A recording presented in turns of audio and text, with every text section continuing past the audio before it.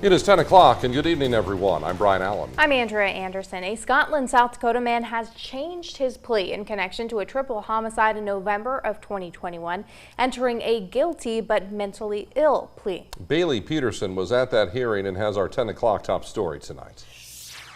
In November of 2021, Francis Lang was arrested on murder charges after authorities say he shot and killed his former girlfriend, her father, and a friend. Today he arrived where he entered a guilty but mentally ill plea. South Dakota's Attorney General Marty Jackley says his plea will not have a significant impact on sentencing. A guilty but mentally ill plea is the same as a guilty plea with one main exception.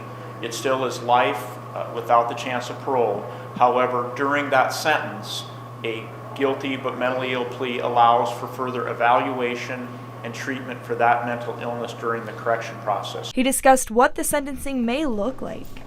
He will still face 3 mandatory life without the chance of parole sentences, as well as the additional 30 years for the ag assaults. He also shared why this plea lengthened the process. A part of the reason this took the amount of time, because it is a guilty but mentally ill plea, it required an additional hearing and additional circumstances, including the psychiatric review reports and the testimony that you heard today. Jackley also discussing why the death penalty was not pursued last year with the former Attorney General's office.